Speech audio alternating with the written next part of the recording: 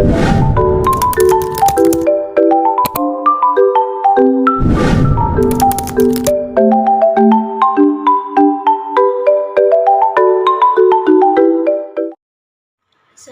warahmatullahi wabarakatuh. Puji syukur atas kehadirat Allah Subhanahu wa Ta'ala yang telah memberikan kita kesehatan, kesempatan sehingga bisa melakukan video presentasi ini. Perkenalkan, nama saya Nurul Zatul Hasanah sebagai moderator dan teman saya sebagai pemateri yaitu Sri Aulia, Nur Fadila Tamrin, dan Aulia Zulhijjah.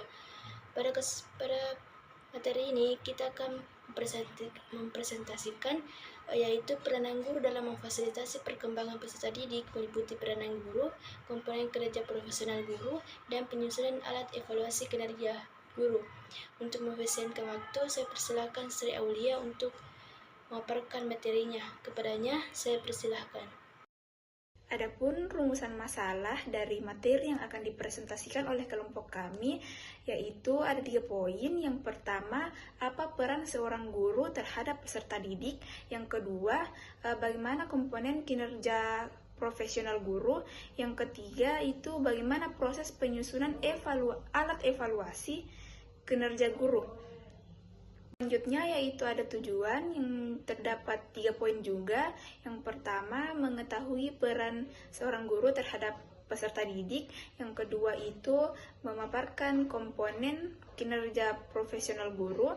Yang ketiga, menjelaskan proses penyusunan alat evaluasi kinerja guru. Baik, itulah tadi materi yang telah dipaparkan oleh Sri Aulia. Selanjutnya saya persilakan kepada Nur Fadila Tamrin untuk memaparkan materi kedua.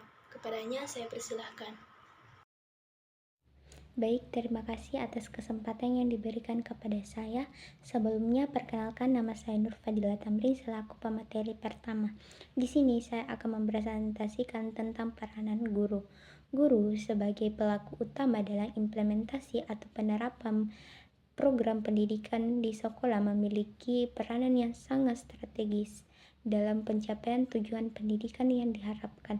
Dalam hal ini, guru dipandang sebagai faktor determinan terhadap pencapaian mutu prestasi belajar siswa. Salah satu komponen penting dalam pendidikan adalah guru. Guru dalam konteks pendidikan mempunyai peran yang besar dan strategis. Hal ini disebabkan guru layan berada di barisan terdepan dalam pelaksanaan pendidikan. Motivasi dan abilitas adalah unsur-unsur yang berfungsi membentuk kinerja guru dalam menjalankan tugasnya sebagai guru. Yang pertama, motivasi. Motivasi memiliki pengertian yang beragam yang baik berhubungan dengan perilaku individu maupun perilaku organisasi. Motivasi merupakan unsur penting dalam diri manusia yang berperan mewujudkan keberhasilan dalam usaha atau pekerjaan individu. Yang kedua, abilitas. Abilitas adalah faktor yang penting dalam meningkatkan produktivitas kerja.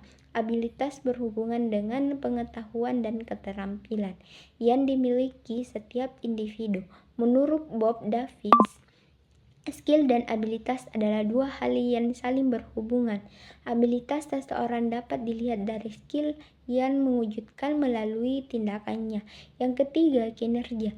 Kinerja atau unjuk kerja dalam konteks profesi guru adalah kegiatan yang meliputi perencanaan pembelajaran, pelaksanaan pembelajaran atau KBM, dan melakukan penilaian hasil belajar. Mungkin itu saja yang dapat saya jelaskan.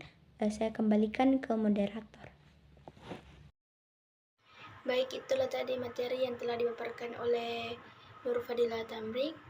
Selanjutnya saya persilakan kepada Aulia Zulhijjah untuk membacakan materi ketiga. Kepadanya saya persilahkan.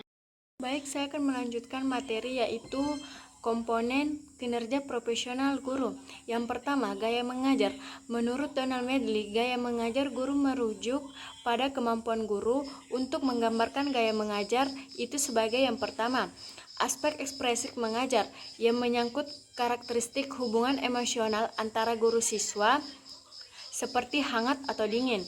Dan yang dua, aspek instrumental mengajar yang menyangkut bagaimana guru memberikan tugas-tugas, mengelola belajar, dan merancang aturan-aturan kelas. Dua, berinteraksi dengan siswa, kemampuan guru berinteraksi dengan siswa dimanifestasikan melalui ada dua, yaitu yang pertama komunikasi verbal. Dalam studi klasik, interaksi antara guru dan siswa dianalisis melalui perilaku bahasa guru dan siswa di dalam kelas. Kegiatan di dalam kelas didominasi oleh interaksi antara guru dan siswa. Tentang komunikasi, dalam penelitiannya tentang mengajar di kelas, mengklasifikasikan perilaku verbal dasar yang dinamai juga dengan MOPES. Yang kedua, komunikasi nonverbal. Menurut Miles Patterson, komunikasi atau perilaku nonverbal di dalam kelas terkait dengan ilmu fungsi guru, yaitu yang pertama, providing informasi atau mengelaborasi pernyataan verbal. Kedua, regulating informasi, seperti menuju ke seseorang. Tiga, expressing intima or liking, seperti memberi senyuman atau menepuk bahu siswa. 4. Aturan kelas dengan mendekati atau mengambil jarak. 5. Facilitating goals, menampilkan suatu keterampilan yang memerlukan aktivitas motorik. Mengemukakan bahwa komunikasi nonverbal guru dipandang sebagai perilaku yang mendorong atau membatasi siswa. Ekspresi muka dan gerakan badan guru memberikan pengaruh kepada partisipasi dan penampilan siswa di kelas. Sebaiknya saya kembalikan kepada moderator. Baik, itulah tadi materi yang telah dipaparkan oleh Aulia Zulhijjah. Selanjutnya saya persilakan kepada Sri Aulia untuk memaparkan materinya. Kepadanya saya persilahkan. Penyusunan alat evaluasi kinerja guru. Berkenan dengan kepentingan penilaian terhadap kinerja guru, Georgia Department of Education telah mengembangkan Teacher Performance Assessment instrumen yang kemudian dimodifikasikan oleh Depdiknas menjadi alat penilaian kemampuan guru atau APKG. Alat penilaian kemampuan guru meliputi 3 poin. Yang pertama itu rencana pembelajaran atau disebut dengan RPP, rencana pelaksanaan pembelajaran. Yang kedua, prosedur pembelajaran atau classroom prosedur. Dan yang ketiga itu hubungan antara pribadi atau interpersonal skill. Baik, itu tadi materi yang telah dibacakan oleh Sri Aulia. Di sini saya simpulkan bahwa salah satu komponen penting dalam pendidikan adalah guru. Guru dalam konteks pendidik mempunyai peran yang besar dan strategis. Hal ini disebabkan gurulah yang berada di baris terdepan dalam pelaksanaan pendidikan. Gurulah yang langsung berhadapan dengan peserta didik untuk mentransfer ilmu pengetahuan dan teknologi, sekaligus mendidik dengan nilai-nilai positif melalui bimbingan dan keteladanan. Komponen kerja personal guru ada 3, yaitu gaya mengajar, yang kedua, kemampuan berinteraksi dengan siswa, dan yang ketiga, karakteristik pribadi.